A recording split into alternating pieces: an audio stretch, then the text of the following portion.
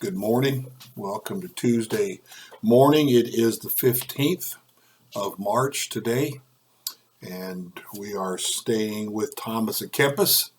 Again today, profiting from adversities.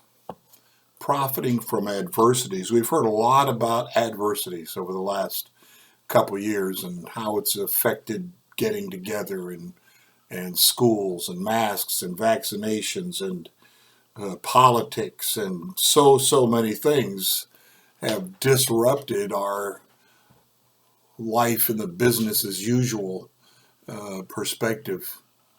But Thomas Aquinas, all the way back calling out to us from the 1400s, is going to tell us about profiting from adversities. It is good that we sometimes have troubles and crosses, for they often make a man or woman, obviously, think about himself and consider that he is here in a state of exile and ought not to place his trust in any worldly thing. That is an incredibly significant lesson I hope you've learned over these last couple of years. Do not put your trust in any worldly thing or person. Sometimes I think we almost expect our politicians to be godlike. Any problem that comes along, they should be able to solve it somehow. Very simplistic and very unrealistic. It is good that we are sometimes opposed and that others think ill of us or misunderstand us, even though we have done and intended well. These things often help us to attain humility and defend us from vain glory, for we are more inclined to seek God for our inward witness when we are outwardly scorned by others and no credit is given us. A man should therefore so settle himself in God that he does not rely on the reassurances of man. When a godly man is afflicted, tempted, or troubled with evil thoughts, then he understands better the great need he has for God, and he knows then that he can do nothing good without him. Then he grieves and laments and turns to prayer because of the miseries he is suffering. He is weary of living and even longs for death to release him that he might depart and be with Christ.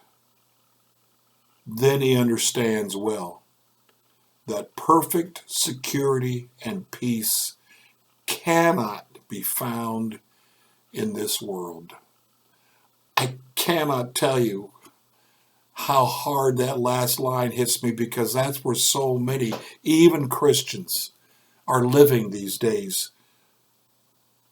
Perfect security and peace cannot be found in this world.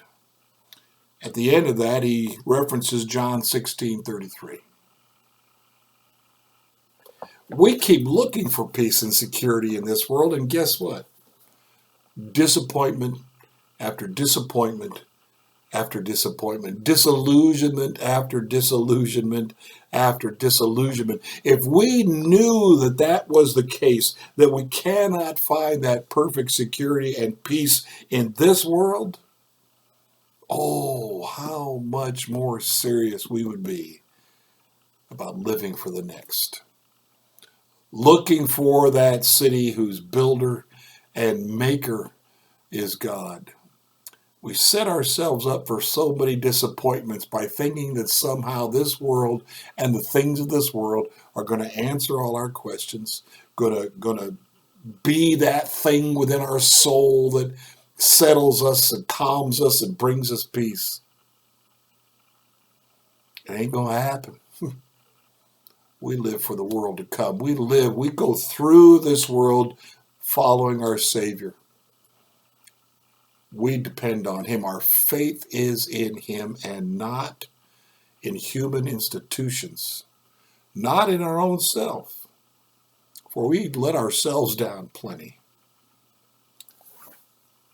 So it's a good thing that we don't sail through life without any obstacles or without any difficulties. We can profit from those adversities. Count it all joy, my brethren, when you enter into temptations. Why? Because they build things in us. They accomplish things in us. They are part of the building blocks of faith in our lives that the Lord allows us to go through. Thank Him for them. Learn from them. Seek the Lord more deeply because of them. Blessings to you today.